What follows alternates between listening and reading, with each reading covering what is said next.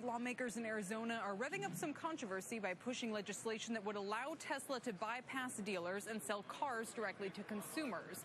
Currently, Arizona is one of 3 states that outright bans Tesla from selling directly to shoppers. Arizona State Representative Warren Petersen is a sponsor of the bill, and he's here exclusively along with CNBC's Phil LeBeau, who has been following this story closely. Welcome to you both. Before we get to you, I just want to mention that we did reach out to the Arizona Automobile Dealers Association. We're expecting to have their president on this show on Monday. So, Warren Petersen, first to you here. Look, why come forth? Why push, why sponsor this bill? Why would you like to see Tesla be able to sell its cars directly to consumers in your state? Well, for me, this is about economic freedom. You know, there was a report that came out in March. It says that the United States has dropped out of the top 10 in the world for economic freedom. And so this is a great bill for economic freedom. It gives customers the ability to choose what cars they want to buy, and furthermore, it sends a welcome message in Arizona that we welcome business, that we're open to business. We're not going to wrap people up in red tape, and we're going to allow consumers to choose.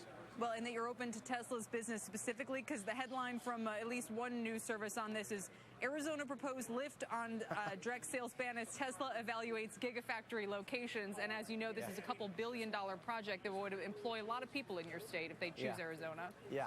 Well, that's a nice spin, but the reality is it would be, I'm happy to open it up for anybody. Currently the law says all electric cars.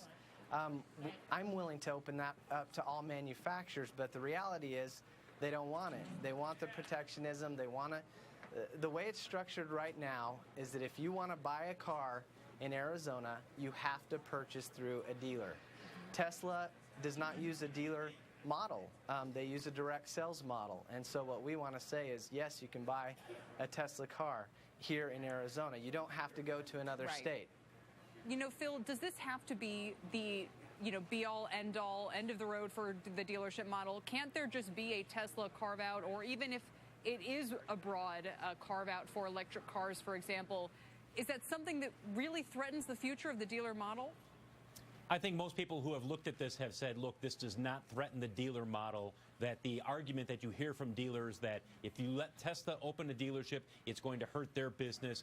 In reality, almost every dealer I've talked with has said, no, I don't think that Tesla selling directly is going to hurt my particular business, but the dealers are worried that it sets the precedent. That's what they're concerned about. I'm curious, Representative, have you heard from any dealers? I mean, have you heard from the Dealer Association? Have they said to you, no way, this is not going to go through? Yes, I've heard from the dealers. I've heard from many, many lobbyists on this issue. And the more that I hear from lobbyists, the more I feel like this is an important law that needs to be passed. They're actually convincing me that this is a law that we need to pass. I want a consumer to make the choice of whether they buy directly from a manufacturer, whether they buy directly from a dealer. I don't want the government making that choice. I don't want a dealer making that choice. I want a consumer to make that decision. Representative, can you tell us a little bit about the area that you do represent and whether there are car dealers in your district? Sure. I represent Gilbert and Queen Creek in Arizona. There are dealers in our area. The lobbyists that have approached me have represented the whole state. I haven't specifically had my dealer approach me on this issue. Phil, how significant is it, do you think, if this legislation moves forward in Arizona? Very significant. I'm sorry, Representative. Kelly, I think it's very significant. Phil, go ahead. Yeah. It's very significant from this standpoint. If Tesla can get a win here, it's much more likely that they'll be able to say to other states like Ohio and New York, where they're battling against the legislators who are saying maybe we should put a ban in place, they can go there and say, look, Arizona has seen the light. They think that it's okay for us to sell vehicles directly to customers, and that you should do the same thing or allow us to continue to do the same thing depending on what state you're talking about. And Kelly, can I add on to that? I mean, look around the world. There's other countries that don't do this. They don't ban direct sales. And not only that, here's the reality.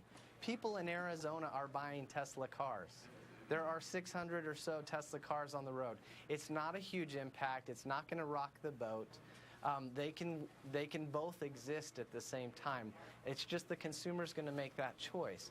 So no, it's not. It's certainly not the end of the world for dealers. And the reality is Arizonans are already buying Teslas outside of the state and then just bringing them here. So we might as well buy them here. We might as well buy them here in Arizona.